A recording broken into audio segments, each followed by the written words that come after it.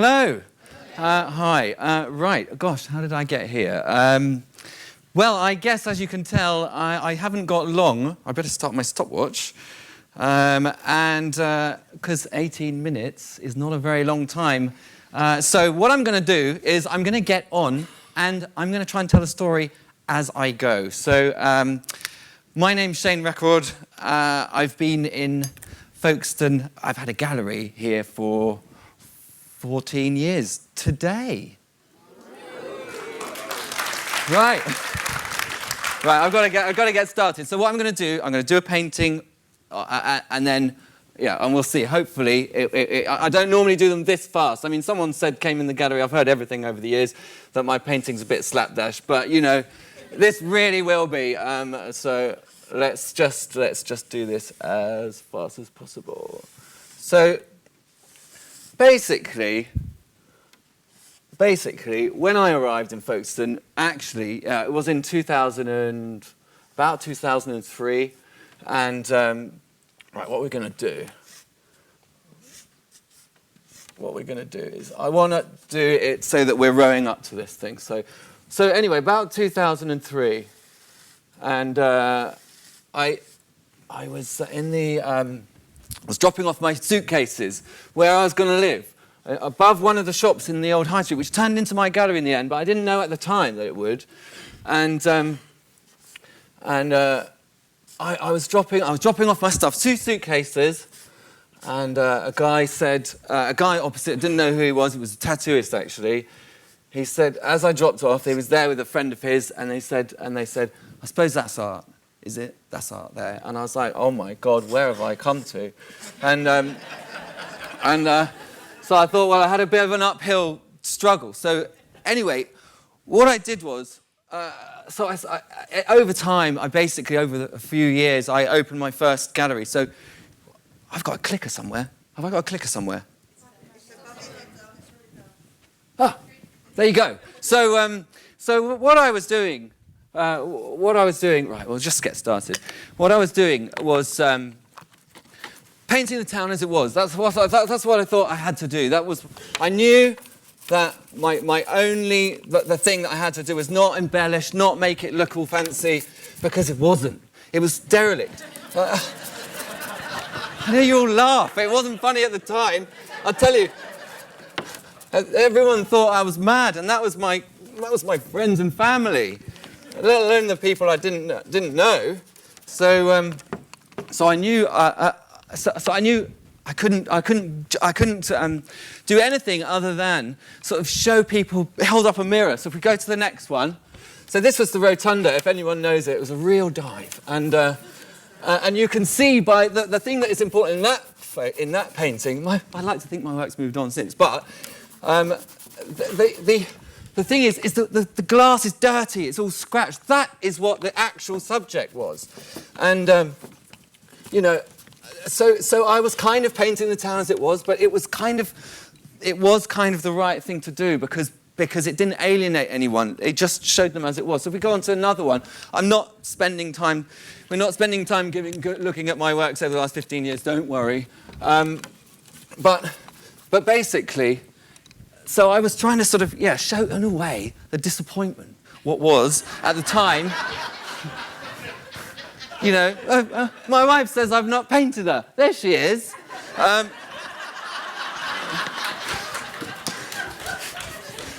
Anyway, so I sort of painted it as it was, as it felt. Over time, I've done hundreds of works, quite literally. So look at the more recent work. I followed the development of Folkestone. So Rock Salt opened 7 years ago. That replaced the Cabin Cafe, which I had painted. I'd done their bacon sandwiches. I'd done their cheap eggs.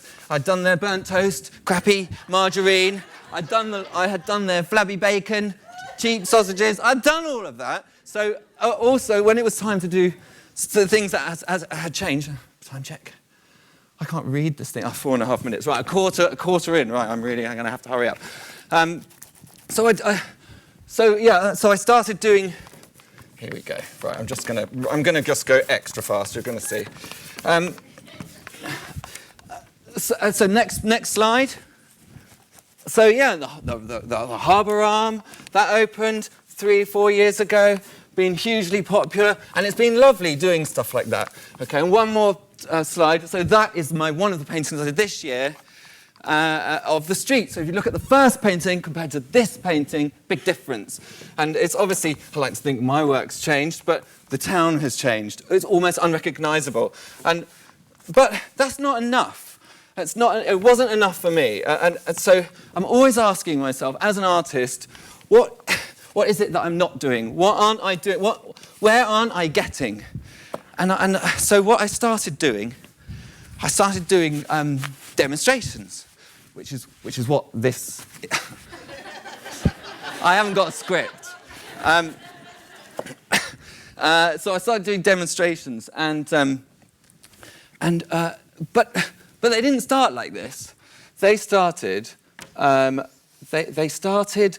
I'd go into schools, and I'd say, oh, you know, I'm an artist and all that. I'd go into schools. I had 30 kids watching me as I was on a table, you know, at a table with a painting that size, showing them how to use a palette knife, you know. So of course they were really, really, really interested, and I thought, you know, this is rubbish. They're not getting anything. They're not getting anything from this. So I thought, well, you know, my goal was to reach out, you know, next generation of customers. You know, you can't fault. And that's not the reason, but you know, I thought, well, I've got to get them interested. So I thought, well, they've got to get bigger. So I started to, when I spoke to the schools, I'd say, right, please, can we, you know, have a board bigger than this. In fact, the boards are much bigger than this, and so I'd say, right, I need a board, 8-foot board, and all this, and they'd say, yeah, that's fine. And then I'd say, can we do music? Can we have some music? Can we, you know? So I started to get them bigger. At least they were bigger. So that was the start. But I was still not happy because, yes, they were bigger. You know, yes, they were a bit more exciting, but they were watered down, bigger versions of what it is that I would normally do in the studio. So they'd just be, you know, 20 times the size, but simpler, dumbed down, as it were. But anyway, it was fine. I thought it was fine until another time check. Until I broke my leg. Now I broke my leg. Not doing one of those, those things, but I broke my leg. Actually, walking from a gallery to a bar, actually, but anyway, it meant that I had 6 months where I couldn't walk, couldn't paint. It was a bad injury, and that was 2 years ago. Anyway, I realised in that time everything that I'd been doing wrong. Well, not everything, but a lot of what I'd been doing. I'm still working it out.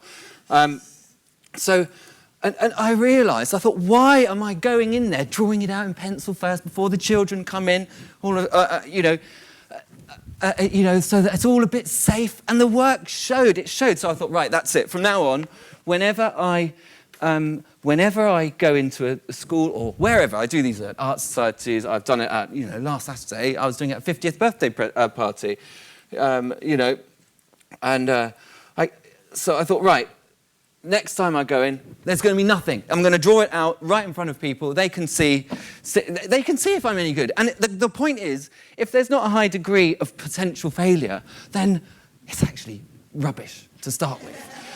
So, you know, well, I don't know if any of this is true, by the way, but that's the way I feel. And so I started just not with nothing. So that people could gather that actually it could all go horribly wrong. And if you tell the children that when you first arrive at school and you say, this can go horribly wrong, look, this is my pen, I haven't touched this, they are 100% there. They're like, wow, you know, they're just hoping that, you know, that you're going to break your other leg, or, you know, you know, they really are, you know, which is, you know, which is what it's all about. Then I realised, actually, so I do it in front of, 100 kids, the teachers, most of them who look quite interested, not all. Some were just glad that they could have an hour where they didn't have to teach.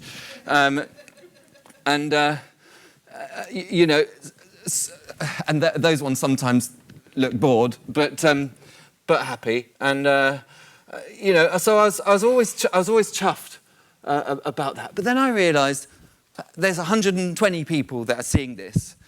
So then I thought, well, that's not enough. And these days, of course, there's something else that you can do, and that is I bring my tripod with me. So I bring my tripod, do a time lapse, and then stick that online, and so then suddenly you're no longer just communicating and sharing what it is that you share with 120 people, but you put it on different platforms, and suddenly it gets thousands of views, and that's where it got kind of interesting, and that's where this is where I've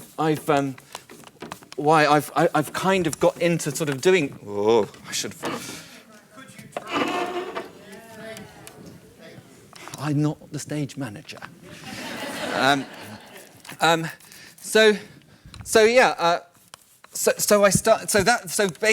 This is what I've been doing much more the last few years, the last 2 years really. So actually, it widens. It's been widening not only what I do, but most importantly for me, actually, it's interesting people, not just kids, anyone, in the process. Actually, what I don't know if I'm clever or not, but I certainly don't try and be clever. I'm interested, because a lot of artists do, but I'm interested in demystifying it, actually making people fall in love with the process. That is much more important to me. That people can actually not be sort of suddenly terrified of art and can actually see. I mean, these are household paints from Wilkinson's. I actually went at about 2:30 this afternoon because I was missing a few colours that I thought could be kind of quite useful. Anyway, everything will come clear. Oh, my crikey head, right.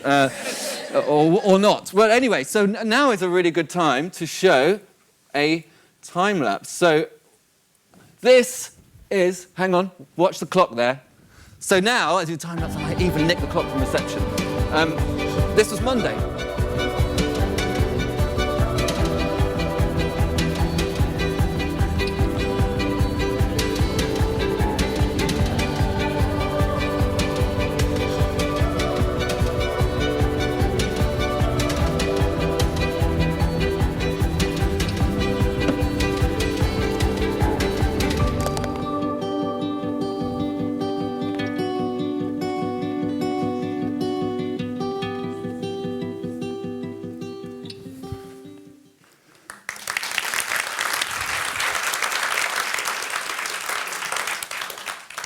Thank you, very kind. So a little breather for me there. How are we getting on? Yeah, we're not doing too badly. We've only got a few moments. No, I've got 4 minutes. Easily enough, 4-foot painting. Come on. What I wanted to do is see if I can make the water come. I love painting water. I paint with a palette knife most of the time, and it lends itself to water. So, hence the switch to rollers. It's obvious. What I need to do now is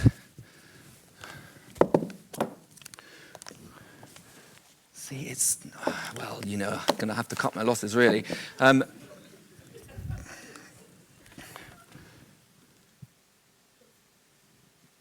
Let's put one of those on, some of these on. And then one on here, perhaps they've got one. One would be probably down there somewhere. Right, and then it all will become clear, I promise. You'd be surprised how fit you have to be.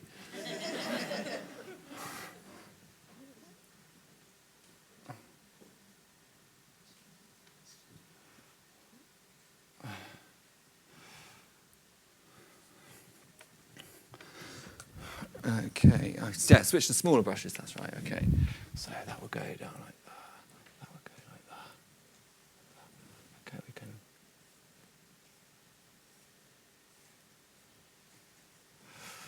we could do, I know what we should do. All boats have names, don't they? So this one could be,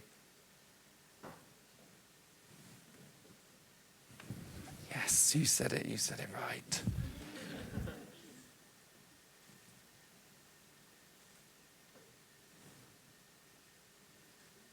And we'll have it so it's slightly obscured.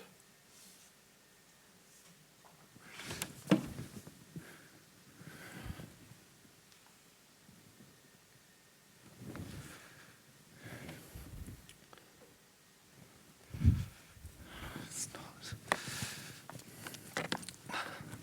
Right.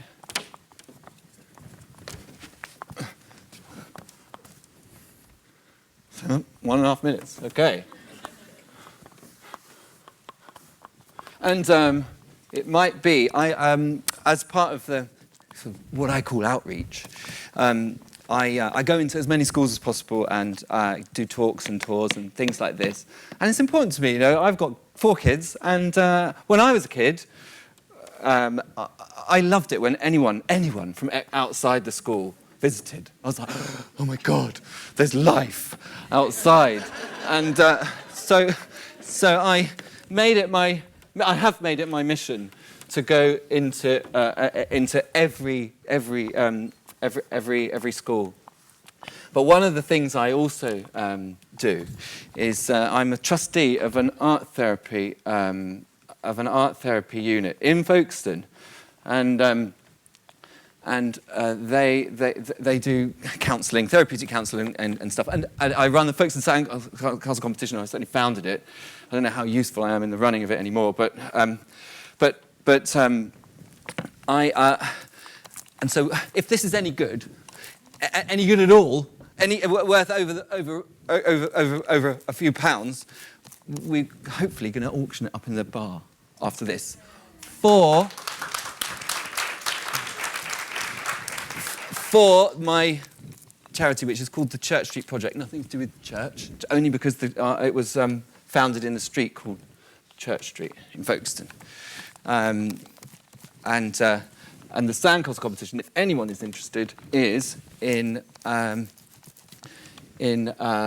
God, I'm making a mess. They had to change they had to give me the other rug.